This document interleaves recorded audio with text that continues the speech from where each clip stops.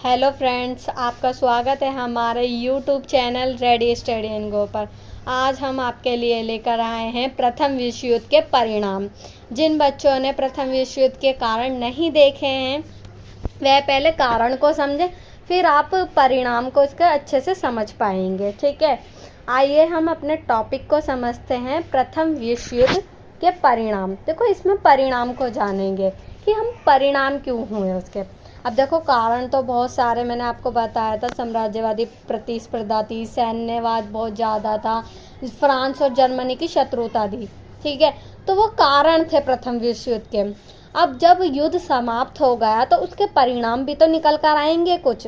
ठीक है, तो इसमें क्या था, प्रथम विश्व युद्ध के परिणाम जानेंगे इसमें। प्रथम विश्व युद्ध के बाद दुनिया भर में राजनीतिक, आर्थिक और सामाजिक क्षेत्र में बहुत सारे बदलाव आए।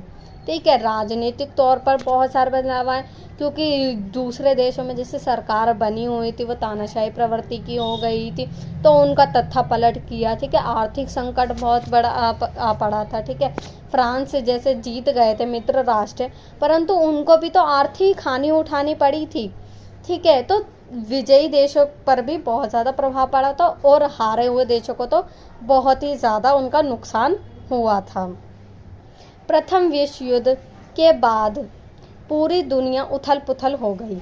ठीक है, प्रथम विश्व युद्ध के बाद क्या हुआ, पूरी दुनिया जो है हमारी उथल पुथल हो गई थी।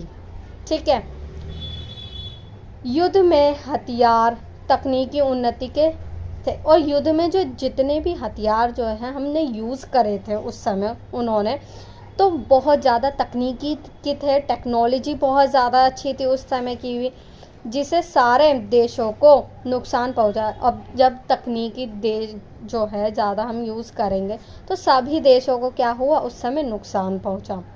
इसके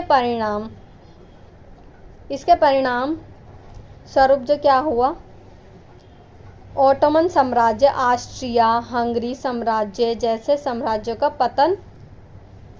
पतन हो गया। ठीक है, पतन हो गया था उस समय। ऑस्ट्रिया और ओटोमन साम्राज्य, तो उनका पतन कैसे हो गया, उनका नामो निशान नहीं रहा, ये समझो। ठीक है, ये ख़त्म हो गया। ठीक है, फिर उनका दूसरा नाम फिर बदला गया और नए राज्यों का उदय हुआ। नए राज्य का क्या हुआ था, उस समय उदय हो चुका था। अब नए राज्यों का जो है उदय हुआ और उनकी क्या हुई, सीमा रेखा पुनः खींची गई। ठीक है, कि भाई फ्रांस का हिस्सा ये है, जर्मनी का ये इतना रहेगा, अमेरिका इतनी ही सीमा के अंतर्गत रहेगा, अपनी ब्रिटेन अलग रहेगा। उनकी सीमाएं जो हैं, उनके विस्तार की सीमाएं जो हैं दोबारा खींची गई थी। यह युद्ध रूस के सीजर निकोलस द्वितीय और जर्मनी के कैंसर विल्हेम के शासन के अंत का कारण भी बना।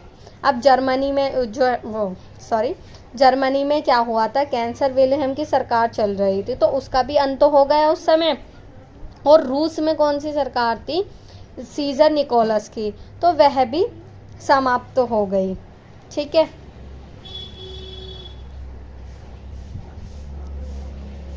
इस युद्ध को रोकने के लिए कई प्रकार की संधियां हुई। ठीक है, अब युद्ध हो गया भाई हमारा, तो उसमें फिर देशों ने क्या करा, संधियां की कि भाई संधियों से क्या होता है कि जितना भी जिनको नुकसान हुआ है तो वह भरवाना पड़ता है। ठीक है, और मित्र राष्ट्रों ने मिलकर एक संधि तैयार की।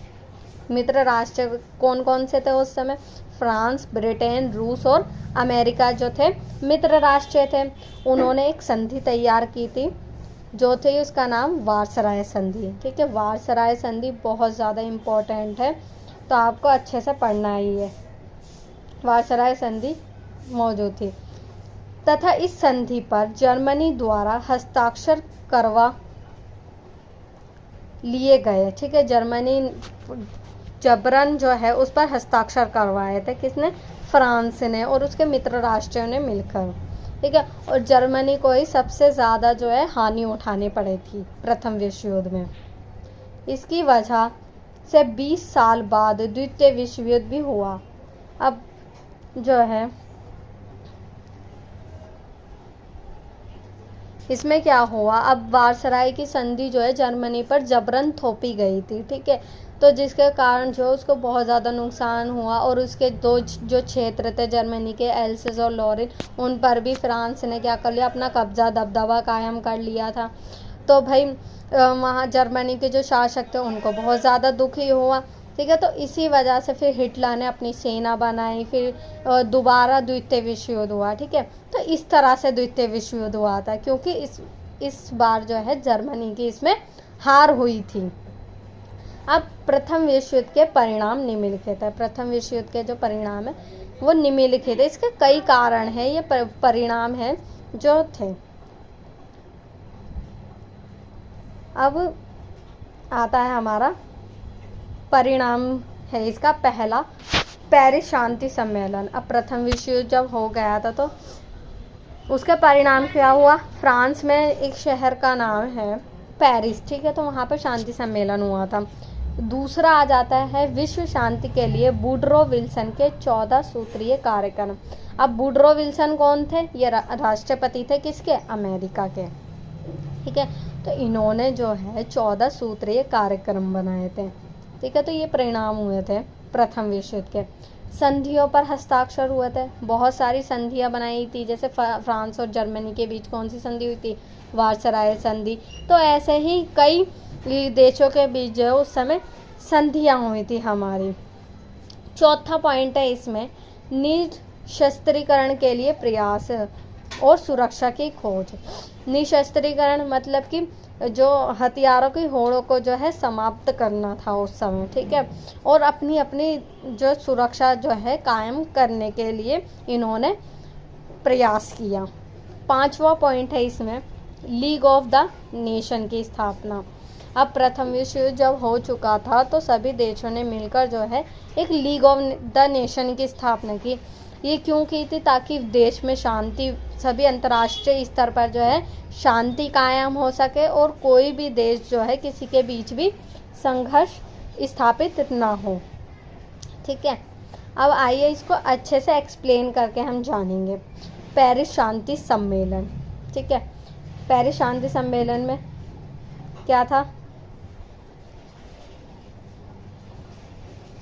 शांति स्थापित करने और यूरोप व दुनिया के नक्शे को फिर से परिभाषित करने के लिए मित्र देशों के नेताओं ने जनवरी 1919 में पेरिस में मुलाकात की, ठीक है। अब अंतर्राष्ट्रीय स्तर पर इन्होंने विजयी देशों ने क्या करा, शांति स्थापित करने के लिए एक सम्मेलन किया, ठीक है, जिसे पेरिस सम्मेलन कहते हैं, आप सभी को पता ही है, ठीक है। तो उन्होंने क्या करा, यूरोप के जितने भी देश थे उनके राज्य सीमा को फिर से परिभाषित किया। इसमें जो है मित्र राष्ट्र के सभी नेता जो थे इसमें शामिल थे और इन्होंने अपनी मुलाकात जो थी वह करी थी। हारे हुए देशों को अपने विचार रखने का मौका नहीं दिया गया। अब जो हार चुके थे जो देश, तो उनकी बात रखने का इन्होंने मौका ही नहीं दिया। सम्मेलन में 32 राज्यों के 70 प्रतिनिधि ने भाग लिया था, ठीक है। इन्होंने क्या करा, 32 राज्य के जो नेता थे उन्होंने 70 प्रतिनिधि जो है इन्होंने भाग लिया था, लेकिन सबसे महत्वपूर्ण भूमिका विजेता देशों के 4 नेताओं द्वारा निभाई गई। देखो, इसमें 70 प्रतिनिधि तो शामिल थे, लेकिन सबसे महत्वपूर्ण जो भूमिका विजेता देशों ने जो है निभाई थी, ठीक है। तो इसमें क्या हुआ, विजेता देश के जो नेता कौन से थे, लॉयड जॉर्ज जो ब्रिटेन के थे, विटोरियो इमैनुअल ऑरलैंड इटली के थे, जॉर्जस के क्लेमियो के फ्रांस के थे और वुडरो विल्सन अमेरिका, ठीक है। तो ये जो 4 देश के जो नेता थे इसमें शामिल थे। 18 जनवरी 1919 को पहला खुला अधिवेशन और बाद में ऐसे ही 5 अधिवेशन हुए, ठीक है। इसमें 5 फिर अधिवेशन हुए थे हमारे। ऐसे ही 5 अधिवेशन और आयोजित हुए। देखो जैसे हम सम्मेलन करते हैं तो सारे एक साथ थोड़ी ना अधिवेशन हम बुला लेते हैं, एक एक करके जो है अधिवेशन होता है। तो इसमें 4 जो देश के नेता थे इसमें शामिल हुए थे, उनको ज़्यादातर भूमिका जो है इन्होंने ही निभाई। इस शांति सम्मेलन में वैचारिक संघर्ष भी उभरा, जिसमें एक और वुड्रो विल्सन आदर्शवादी थे। अब देखो वैचारिक संघर्ष क्यों उत्पन्न हुआ था, क्योंकि वुड्रो विल्सन जो थे आदर्शवादी थे। आदर्शवादी एक विचारधारा थी, आप ये समझो कि आदर्शवादी एक विचारधारा थी उस समय की, ठीक है। उस समय की आदर्शवादी जो थी एक विचारधारा थी हमारी, जिन्होंने सहयोग और नई विश्व व्यवस्था के निर्माण के विचार का समर्थन किया। अब देखो इसमें क्या करा, इन्होंने सहयोग किया अपना। तो वुड्रो विल्सन जो थे वो एक नई विश्व व्यवस्था को अपनाना चाहते थे, तो उनका इन्होंने समर्थन किया। और दूसरी ओर आयरलैंड और क्लेमिको यथार्थवादी थे, और ये जो दोनों थे ये इटली के थे और ये फ्रांस के थे। तो दोनों की विचारधारा जो थी वो सेम थी, क्योंकि ये यथार्थवादी विचारधारा से प्रेरित थे, जिन्होंने जर्मनी और उसके साथी देशों को दंडित किए जाने के विचार का समर्थन किया। अब इन्होंने क्या करा, ये दोनों तो थे यथार्थवादी विचारधारा से प्रेरित थे। इन्होंने कहा कि जर्मनी जो है उसको दंडित करना चाहिए हमें, क्योंकि जर्मनी की वजह से ही क्या हुआ, हमारा प्रथम विश्व युद्ध हुआ था। यह शांति सम्मेलन बदले की भावना से कार्य कर रहा था, ठीक है। ये शांति सम्मेलन नहीं था एक तरह से, क्यों नहीं था, क्योंकि इसमें जो है जर्मनी को नीचा दिखाने और उससे भरमाने के लिए ये किया गया था शांति सम्मेलन। और शांति की स्थापना का लक्ष्य नहीं था, इसका जो था मेन पर्पस शांति स्थापित नहीं था, और वह गौण रहा। गौण का मतलब है कि इसका कोई उद्देश्य नहीं था इसको स्थापित करने का, शांति स्थापित करने का। इसमें था कि जर्मनी से हम बदला कैसे लें, ठीक है। जर्मनी से हम इतने सारे पैसे लिया, अरब पाउंड्स जो है फ्रांस ने लिए, ठीक है। इस तरह से ये फर्स्ट पॉइंट आपका कंप्लीट होता है। अब दूसरा पॉइंट आ जाता है हमारा विश्व शांति के लिए वुड्रो विल्सन के 14 सूत्रीय कार्यक्रम। अब देखो विश्व शांति के लिए जो है अमेरिका के जो राष्ट्रपति थे वुड्रो विल्सन, इन्होंने 14 सूत्रीय, अब 14 मतलब 14 सूत्रीय इन्होंने काम चलाए थे, ठीक है। अमेरिका के राष्ट्रपति वुड्रो विल्सन ने 14 सूत्रीय कार्यक्रम को प्रस्तुत किया। 14 सूत्रीय कार्यक्रम को प्रस्तुत, अब ये 14 सूत्रीय इसमें क्या क्या चीज़ें थी वो मैं पढ़ाऊंगी आपको। अन्य मित्र राष्ट्रों के नेता जैसे लॉयड जॉर्ज और जॉर्जस कैमेसियो विल्सन को इसी कारण से बहुत आदर्शवादी मानते थे। इन्होंने जो है अमेरिका के राष्ट्रपति ने जो है आदर्शवादी विचारधारा अपनाई थी, और इसीलिए इन्होंने 14 सूत्रीय अपने कार्यक्रम चलाए, ठीक है। अब वो 14 सूत्रीय कार्यक्रम क्या थे, ठीक है। ये कार्यक्रम आ जाते हैं हमारे। पहला आता है हमारा शांति की ऐसी संविधा जिनके निष्कर्ष तक खुले तौर पर पहुंचा। देखो इसका मेन पर्पस क्या था 14 सूत्रीय कार्यक्रम में, देश में शांति बनी रहे अंतर्राष्ट्रीय स्तर पर, ठीक है। दूसरा पॉइंट आ जाता है हमारा समुद्र की स्वतंत्रता, सभी देशों को जो है समुद्र की स्वतंत्रता दी गई थी। तीसरा पॉइंट है इसमें सभी आर्थिक बाधाओं को दूर करना। इसमें सभी आर्थिक जितनी भी बाधाएं थी, आर्थिक बाधाएं जितने भी धन इनका खर्च हुआ था, तो वो सुलझाने के लिए इसमें 14 सूत्रीय कार्यक्रम जो है वुड्रो विल्सन ने चलाए, ठीक है। अब इसका नेक्स्ट पॉइंट है चौथा, घरेलू सुरक्षा के अनुरूप न्यूनतम सीमा तक राष्ट्रीय आयुध की कमी, ठीक है। घरेलू सीमा जो सुरक्षा, जो जितने भी देश है अपनी सुरक्षा जो रखेंगे अच्छे से, ठीक है, उसमें ये सारी बातें जो हैं 14 सूत्रीय कार्यक्रम में चलाई गई। पांचवा पॉइंट है इनमें सभी औपनिवेशिक दावों के समान समायोजन, जितने भी जो औपनिवेश कर रहे थे जितने भी देश एक दूसरे के ऊपर, तो वह भी उनको समाप्त किया गया।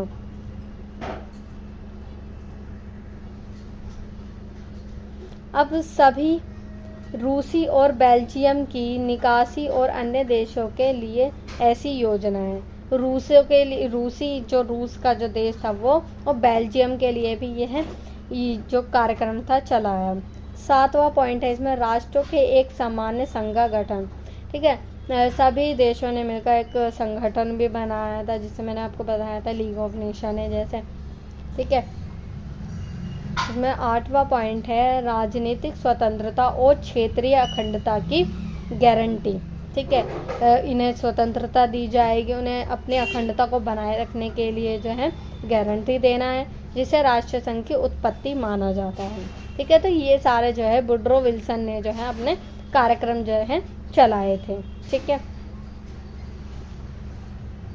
अब हमारा नेक्स्ट है पॉइंट, तीसरा है संधियों पर हस्ताक्षर। मैंने आपको बताया था ये प्रथम विश्व युद्ध हो गया था तो सभी देशों ने क्या करा था, अलग अलग संधियों पर हस्ताक्षर किए थे। ठीक है, तो प्रथम विश्व युद्ध के बाद विजयी और पराजित देशों के बीच संधियां हुई। जो देश जो थे जीत गए थे और जो देश नहीं जीते थे तो उनके बीच, दोनों के बीच क्या हुई थी, संधियां हुई थी। सबसे महत्वपूर्ण संधि वार्सराय संधि थी। आप ध्यान रखें, वार्सराय की जो संधि है बहुत ज़्यादा इम्पोर्टेंट है, बार बार इसे ही रिपीट किया जाता है। ठीक है, इसमें है अन्य महत्वपूर्ण संधियां जिन पर विजयी देशों ने हस्ताक्षर किए थे वे हैं, अब जो विजयी हुए थे उन्होंने भी संधियों पर हस्ताक्षर किए थे और जो पराजित जो देश थे उन्होंने भी संधियां की थी। इसमें फर्स्ट है 10 सितंबर 1919 को ऑस्ट्रिया के साथ सेंट जर्मन की संधि पर हस्ताक्षर किए गए। ठीक है, ऑस्ट्रेलिया और जर्मनी के बीच क्या हुआ था, संधि पर हस्ताक्षर हुए थे। बी पॉइंट है इसमें, 27 नवंबर 1919 को बुल्गारिया के साथ न्यूली की संधि पर हस्ताक्षर किए। ये बहुत सारी संधियां हुई थी प्रथम विश्व युद्ध के बाद। ठीक है, ये आप पढ़ लेना अच्छे से। तीसरा पॉइंट है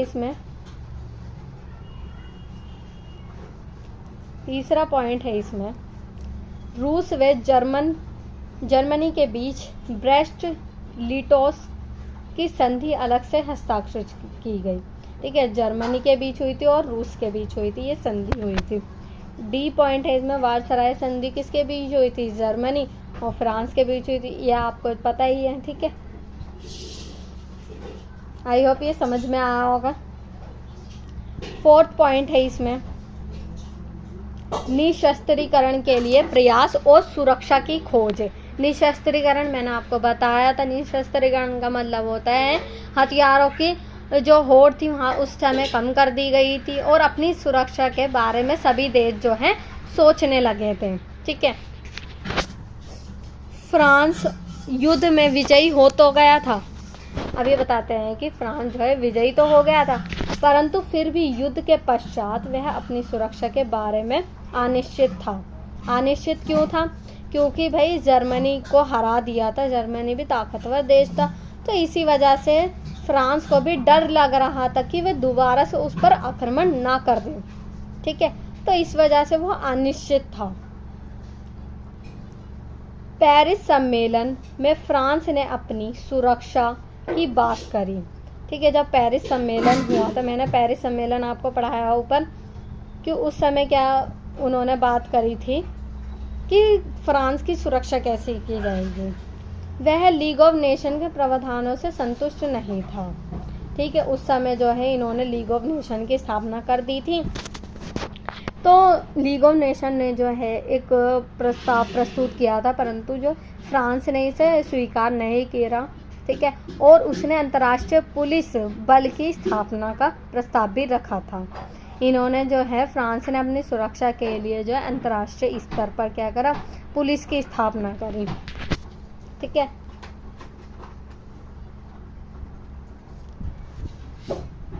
पर उस समय खारिज कर दिया, लीग ऑफ नेशन ने क्या करा, उस समय खारिज कर दिया फ्रांस को संतुष्ट करने के लिए। अब फ्रांस को जो है सेटिस्फेक्शन देने के लिए अमेरिका और ब्रिटेन ने संयुक्त रूप से जर्मनी से उसकी सुरक्षा का आश्वासन दिया। ठीक है। अमेरिका और ब्रिटेन के जो राष्ट्रपति थे और प्रधानमंत्री, इन्होंने जो है बातचीत को सुलझाया और फ्रांस की सुरक्षा के लिए जो है जर्मनी से बातचीत की, ठीक है। और इसीलिए वायसराय की संधि हुई थी और निशस्त्रीकरण पर क्या करा, इन्होंने बल दिया था। इसका ये 4th पॉइंट है। 5वां पॉइंट आ जाता है हमारा लीग ऑफ नेशन की स्थापना, ठीक है। अब प्रथम विश्व युद्ध हो चुका था हमारा, तो उस समय हमने क्या करा, लीग ऑफ नेशन की स्थापना, ताकि दोबारा ये युद्ध हमारा ना हो पाए। लीग ऑफ द नेशन की स्थापना 28 जून 1919 में हुई, ठीक है। इसकी स्थापना कब हुई थी, 28 जून को हुई थी और 1919 में, जब प्रथम विश्व युद्ध समाप्त हो गया था। चार्टर अथवा राष्ट्र संघ के चार्टर में इसके हस्ताक्षर करके राष्ट्र संघ की स्थापना की गई, ठीक है। राष्ट्र संघ की स्थापना की, इसे लीग ऑफ नेशन या राष्ट्र संघ चार्टर के नाम से जाना गया। यह देशों के बीच संघर्ष और असहमति का शांतिपूर्ण निपटारे के उद्देश्य के साथ 10 जनवरी 1920 से प्रभावी हो गया, ठीक है। इसको स्थापना की क्यों गई थी, क्योंकि यहाँ पर सभी अंतर्राष्ट्रीय स्तर पर शांति स्थापित हो सके और सभी देश जो है एक दूसरे से संघर्ष नहीं कर पाए। तो इस वजह से इन्होंने क्या करा, लीग ऑफ नेशन की जो है स्थापना की गई।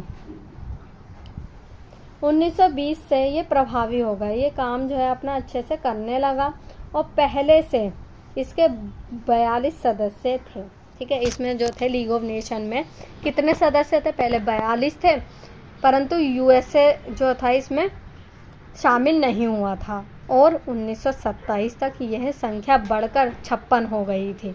और इसमें जो है लीग ऑफ नेशन में जो है इसमें लोग जो है इसके देश बढ़ते चले गए, ठीक है। राष्ट्र संघ में 3 मुख्य अंगों में एक विधानसभा, इसमें जो थे काम करने वाले कौन से थे, इन्होंने इस विधानसभा बनाई, एक परिषद और सचिवालय शामिल थे, ठीक है। जैसे हमारे राज्य में जैसे काम करते हैं सचिवालय, एक न्यायालय होगा, ठीक है, वहाँ पर विधानसभा होगी, उस तरह से लीग ऑफ नेशन ने भी इसकी स्थापना की। परंतु लीग ऑफ नेशन जो था वो असफल रहा था, ठीक है।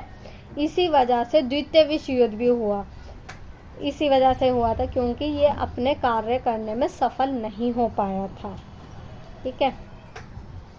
ये सारे जो हैं आपके पॉइंट समाप्त हो चुके हैं। आई होप ये आपको समझ में आया होगा। इसे ज़्यादा से ज़्यादा शेयर करना, लाइक करना, कमेंट करना।